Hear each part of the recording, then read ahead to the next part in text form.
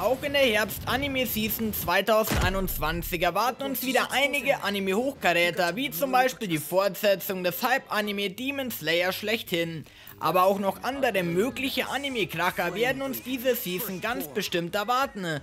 Um welche Kracher es sich hier behandeln könnte, beziehungsweise wird, zeige ich euch hiermit in meiner cineastischen Top 10 der meist erwarteten Herbst-Anime nach meinem Intro. Bleibt also dran!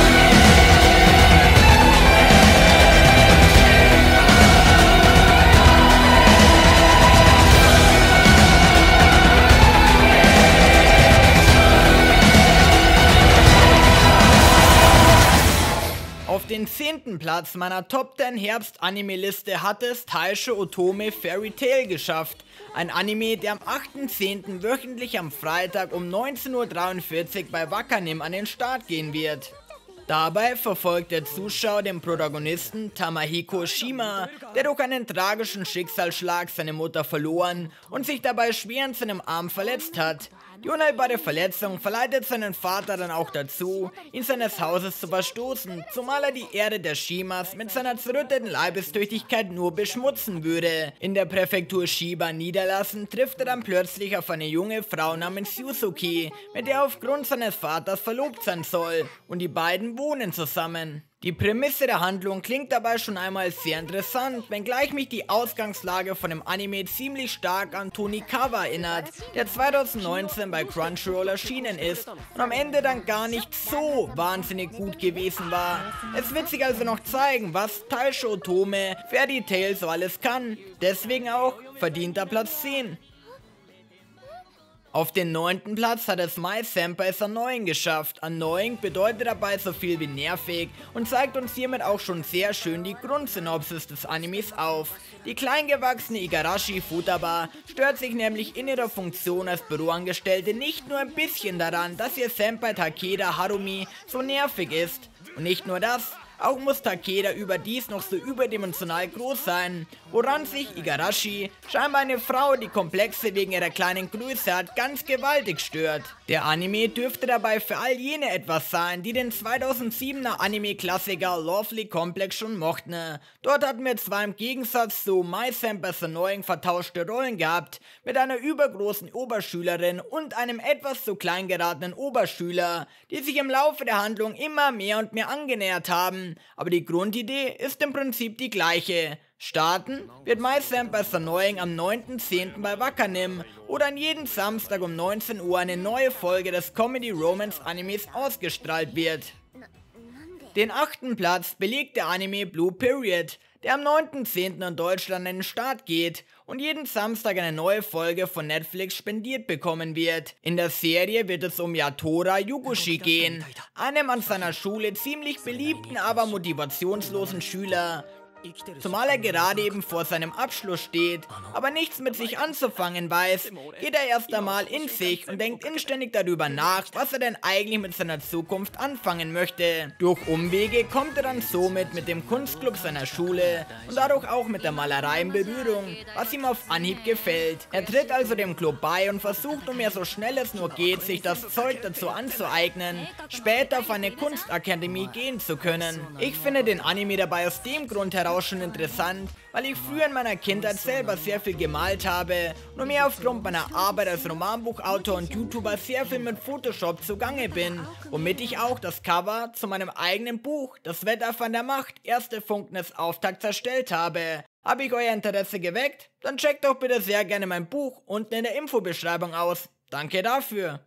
Auf Platz 7 hat es Sing a Bit of Harmony geschafft, ein Anime-Film, der allerdings noch keinen festen Start in Deutschland hat, zumal der Film womöglich erst nach der japanischen Erstausstrahlung in deren Lichtspielhäusern bei uns im Kino bzw. Streaming laufen wird. Doch worum geht es jetzt eigentlich in Sing a Bit of Harmony? In dem Anime geht es um Shion, einem fröhlichen Mädchen mit Top-Noten und einer offenherzigen Persönlichkeit, zwecks ihrer oftmals seltsamen Art und Weise. Zum Beispiel dem unaufgeforderten Halten eines Ständchens im befüllten Klassenzimmer beginnen einige der Klassenkameraden auch Nachforschungen über sie anzustellen. Dadurch finden sie schließlich heraus, dass Shion eine noch nicht ganz marktreife KI ist. Im Großen und Ganzen werden wir es hiermit also mit einem Cyberpunk-Anime im farbenfrohen Gewand zu tun bekommen. Eine wirklich nette Abwechslung, wie ich finde. Schreibt mir doch in Bezug auf den Anime sehr gerne in die Kommentare, wie ihr das findet und ob ihr euch denn den Film anschauen werdet, wenn er denn dann irgendwann bei uns in den heimischen Kinos verfügbar sein wird. Auf Platz 6 befindet sich schon wieder ein Film. Dieses Mal handelt es sich um Jujutsu Kaisen Zero, welcher die Vorgeschichte der Serie erzählen wird. Leider werden wir auch diesen Film womöglich erst nach der japanischen Erstausstrahlung in deren Kinos bei uns erleben dürfen. Ist zwar schade drum, aber trotzdem möchte ich euch das Warten bis hin zum Film nur allzu gerne mit meiner Inhaltsangabe zum Film versüßen. Die Geschichte von Jujutsu Kaisen Zero wird uns aus den Augen von Yuta vom Studio Mappa präsentiert werden. Einem Mann, von dem ein Fluch Besitz ergriffen hat. Nunmehr stellt er als eine potenzielle Gefahr für all seine Mitmenschen dar, weswegen er auch in der Technischen Hochschule für Magie sich die Fähigkeiten aneignen soll, um mit seinen Kräften umzugehen. Dabei gerät er jedoch in Gefilde hinein, die ihn und seine Kräfte missbrauchen wollen. Wird er sich also aus dieser jenen Gefahrenlage herausboxen können? Wir werden es sehen und das hoffentlich schon bald in unseren eigenen Lichtspielhäusern. Mein Platz 5 geht an den Hype-Anime schlechthin, Demon Slayer Season 2 mit dem Mugen Train Arc. Und ja, ihr habt richtig gehört, in Staffel 2 wird der Mugen Train Arc, den wir bereits aus dem Mugen Train Demon Slayer Film kennen, abermals in einer leicht abgeänderten Variante adaptiert werden, die am Ende 7 Folgen umfassen wird.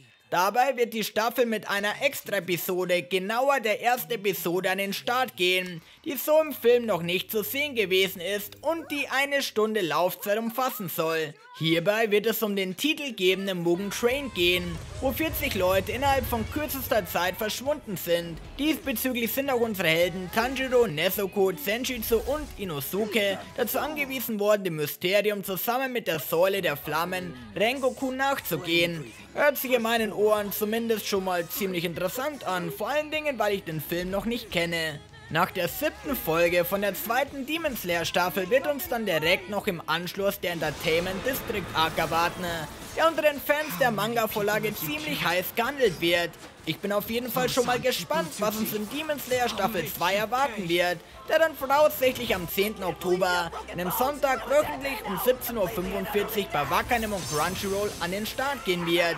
Wer den Mugen Train Arc durch den Film aber schon kennt und sich die extra Episode des Arcs nicht geben möchte, kann auch erst am 5.12. mit dem Entertainment District Arc einschalten. Jetzt kommen wir allmählich zur Königsriege mit Platz 4, Blade Runner Black Lotus, einem CGI-Anime, der wirklich verdammt gut aussieht, 13 Episoden umfassen wird und am 14.11. erstmalig mit einer Doppelfolge bei Crunchyroll um 6 Uhr in der Früh an den Start gehen wird. Zeitlich angeordnet ist die CGI-Serie dabei zwischen dem Kurzfilm Blade Runner Blackout 2022 und dem zweiten Blade Runner Film 2049. Dabei spielt der Blade Runner Blackout 2022 Kurzfilm übrigens nach dem 1982 erschienenen Blade Runner Kinofilm von Ridley Scott. In der Geschichte wird es dabei um eine junge Frau gehen, die ohne jede Erinnerung in einem Los Angeles des Jahres 2032 erwacht. Nun versucht sie anhand eines verschlüsselten Datenträgers und einer Tätowierung eines schwarzen Lotus auf ihrem Körper herauszufinden, wer sie überhaupt ist, wobei sie auch nicht vor Mord und Totschlag zurückschreckt. Wie einige vielleicht wissen, ist der 2017 erschienene Blade Runner 2049 mein absoluter Lieblingsfilm, was auch nicht von irgendwoher kommt. Immerhin wurde der Film von Denisio Villeneuve erschaffen, der jüngst auch das Science-Fiction-Meisterwerk Dune erschaffen hat. Schaut auch hierzu auch sehr gerne bei meiner Review zu dem Film vorbei und schwingt dann auch schleunigst eure Hufe ab ins Kino. Auf jeden Fall ist anders wie in Blade Runner Teil 1 und in Blade Runner Teil 2 nicht der Drehbuchautor Hampton Fancher mit von der Partie, sondern vielmehr Shinji Aramaki und Kenji Kamiyama, weswegen ich noch ein wenig skeptisch bin. Jedoch ist aber Shinjiro Watanabe bei der Serie am Start, der schon bei dem Anime Space Western Klassiker Cowboy Bebop Regie geführt hat. Das stimmt mich dann allerdings schon wieder etwas positiver und lässt mich auch über das wirklich extrem gute CGI hinwegsehen. Auf dem Siegertreppchen mit Platz 3 landet Mushoku Tensei Jobless Reincarnation mit der 2. Staffel. Der Start ist hierbei für den 10.10. am Sonntag angesetzt, wo dann wöchentlich immer eine neue Folge bei Wakanim um 18 Uhr ausgestrahlt wird. Tatsächlich handelt es sich bei dem Anime um einen Isekai, ein Genre, das ich eigentlich grundsätzlich eher verabscheue. Das liegt zum einen an der mangelnden Kreativität, die das Genre oftmals bedient, und der meist plumpen Umsetzung solcher Produktionen. Das ist bei Mushoku Tensei jedoch absolut nicht der Fall. Erst einmal wird ein 34-jähriger Mann, der eigentlich fast den ganzen Tag faul zu Hause rumsitzt, von einem Lastwagen überfahren und dann in einer Fantasy-Welt wiederbelebt. Er wird aber dann einfach nicht so wie er ist, also mit Haut und Haar wiederbelebt, sondern vielmehr in einer vollkommen anderen Gestalt wiedergeboren. Seinen erwachsenen Geist darf er aber in der Gestalt eines kleinen Jungen behalten, was zu oftmals witzigen Szenen führt. Auch bemerkt der Protagonist beim Großwerden, dass er eine Affinität zur Magie besitzt, weswegen er auch mit seinen jungen Jahren als Privatlehrer für die junge Eris tätig wird. Dabei gerät er jedoch in Gefilde hinein, die ihm nicht nur gut gesinnt sind. Tut mir also den Gefallen und checkt den Anime unbedingt aus, er strotzt nämlich nur so vor Kreativität und geistreichen, oft obszönem Witz. Auf dem zweiten Platz mit der Silbermedaille landet tatsächlich Komi-Can Communicate, der bei Netflix im Simulcast mit jeweils einer wöchentlichen Folge am 21. Oktober an den Start gehen wird. So weit vorne gelandet ist der Anime dabei vor allen Dingen durch seinen herzerwärmenden Trailer und durch sein famoses vorab veröffentlichtes Opening, das mich glatt zu Tränen gerührt hat. In der Serie verfolgen wir den Hauptprotagonisten Tadano, der allem in allem ziemlich schüchtern durchs Leben schreitet. Dies ändert sich jedoch, als er sich auf einmal mit der bildhübschen Komi-Chan allein im Klassenzimmer wiederfindet. Schnell bemerkt Tadano, dass sich Komi-Chan ziemlich unbeholfen beim Kommunizieren anstellt, zumal sie sich einfach nicht traut, mit anderen Leuten verbal in Kontakt zu treten. So nutzen die beiden also die Tafel dazu aus, miteinander Informationen auszutauschen, und schnell kommt dabei heraus, dass Komi-Chans sehnlichster Wunsch ist, 100 Freunde zu bekommen. Wird sie das jedoch trotz ihrer Kommunikationsblockade schaffen? Drücken wir einfach die Daumen. Platz 1 mit der Goldmedaille geht zum Abschluss natürlich, wie soll das auch anders sein, an das 24 Folgen umfassende Platinum End, das am 7. Oktober sowohl bei Wakanim als auch bei Crunchyroll wöchentlich um 22 Uhr an den Start gehen wird. Dabei wird es um Mirai gehen, einem elternlosen Mann, der derzeitig bei seinem Onkel und seiner Tante wohnt und nun einfach die Schnauze voll vom Leben hat. Somit stürzt er sich in seinem Suizidversuch auch von einem Hochhaus herunter, jedoch ohne zu sterben. Ein Engel rettet ihn nämlich, ein Engel, der dazu auserkoren worden ist, im Namen des sterbenden Gottes einen Auserwählten zu finden. Gott hat in seiner Verzweiflung jedoch nicht nur einen Engel nach dem Auserwählten ausgesandt, sondern gleich mehrere davon. Als alle Kandidaten dann schlussendlich von ihren Engeln auserkoren worden sind, beginnt ein unerbittlicher Kampf auf Leben und Tod zwischen den Teilnehmern, die darum kämpfen, wer denn den sterbenden Gott nach seinem Tod beerben darf. Die Grundsynopsis der Serie hört sich jetzt vielleicht nicht unbedingt kreativ an, aber glaubt mir, die Serie wird ziemlich sicher großartig werden. Zum einen bietet sie nämlich Anleihen von Mirai Nikki, Code Geass und Death Note. Das klingt jetzt zwar viel mehr nach Kopieren statt kreativ vorgehen, aber ich versichere euch, dass ihr euch ganz gewaltig irrt.